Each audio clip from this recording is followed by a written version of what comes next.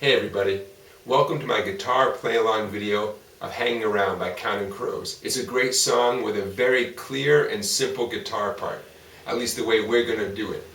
I'm going to teach you how you can play along with the real version of the song. So go ahead and download the tune from iTunes, borrow it from a friend, whatever you can do, so you can play along with the real song, okay? All you need is right here. 2 strums of an F chord, 2 strums of a C chord, and 4 strums on a G chord. Believe it or not, that's one way to describe the entire song. There's no other chord, there's no other section. Happens to be a great tune, being played with 3 common useful chords. My intention here is to keep the right hand strumming simple so you can give all your attention to your left hand. Check it out.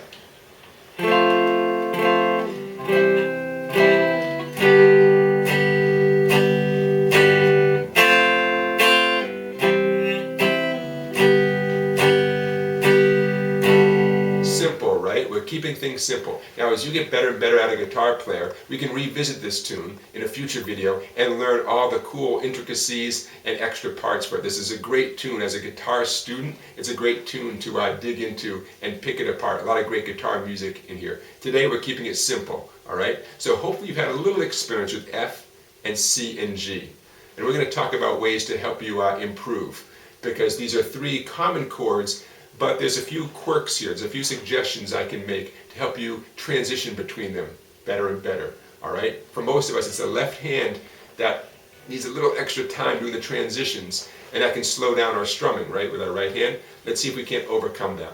Again, though, no matter what part of the song we're talking about, the verse, the chorus, F, C, and G, that's how the song goes. Not too many songs can be summed up in a small amount like that, but that's why I picked this song to teach you here in this guitar play-along video. By the way, if you haven't subscribed already, please do. Check out the information down below here, and please subscribe and check out my other guitar play-along videos, and I've got some instructional videos as well. Okay, back to Hanging Around. 2 strums on F, 2 strums on C, and 4 on G.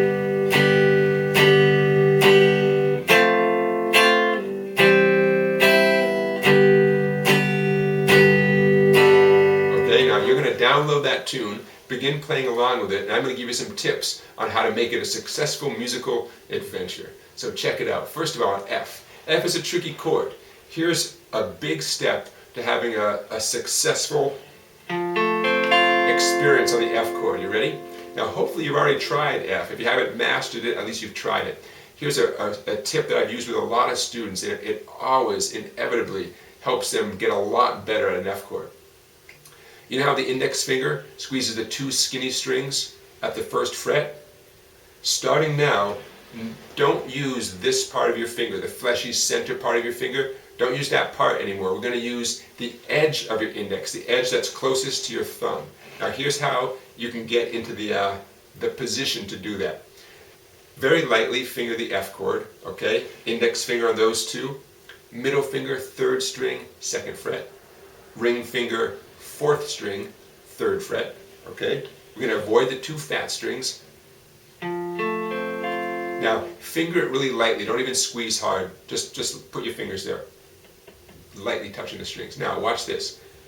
We're going to roll that index finger over by moving your left elbow, all right? Check this out. Left elbow, bring it in as if you're trying to touch the guitar with your left elbow, okay? That's going to cause your index finger to roll over so you can squeeze with the edge of your index finger. Which edge? The edge that's closest to your thumb. Okay? That's the edge that you want to squeeze the F chord with. Okay? Left elbow in towards the guitar, roll over your index so you're squeezing with the edge of your index finger, the edge that's closest to your thumb. Now, something about this helps create a good shape of your hand. With practice, your ring and middle can curve over the first 2 strings.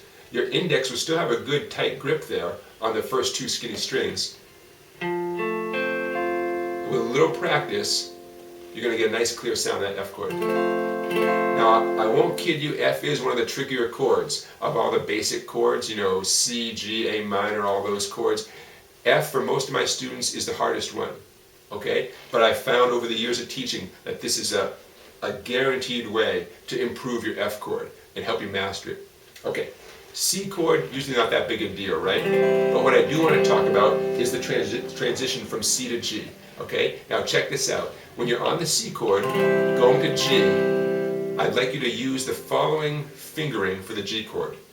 Middle and ring on the 2 fat strings, pinky on the skinny string. That means ring finger on the 6th string, 3rd fret, that's the fat string, 3rd fret. Middle finger, the 5th string, 2nd fret, and pinky, skinny string, 3rd fret. Okay?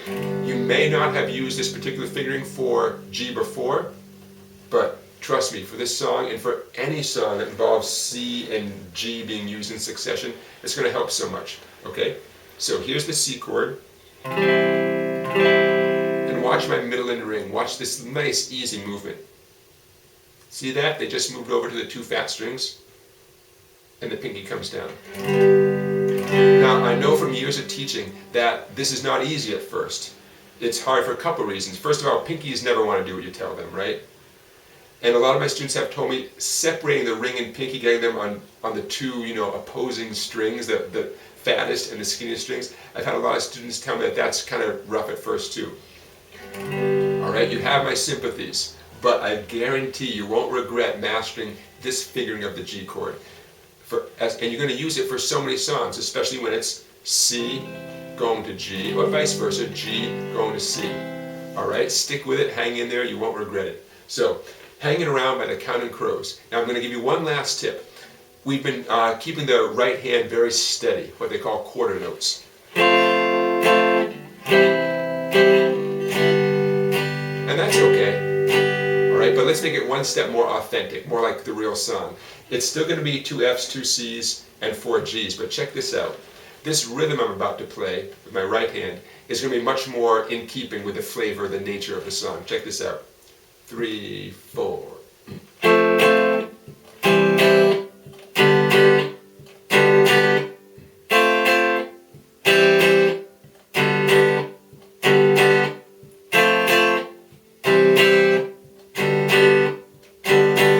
You might have noticed that after each pair of strums, after each 2 strums, I lightly dampen with the edge of my hand. You don't have to do that, but it fits this song pretty nicely, and it kind of keeps your sound under control, whether you're playing electric guitar or acoustic guitar. So that rhythm I just did is more in keeping with the song.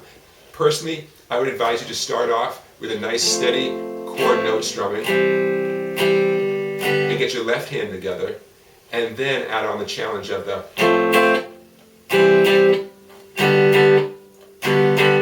rhythm right there. Hey, thanks for watching, everybody. If you haven't subscribed, please do. Check out the information down below this video. Check out my other guitar play-along videos and my other instructional videos. I appreciate your attention here. I look forward to hearing from you. Please subscribe, everybody. Thanks. Take care.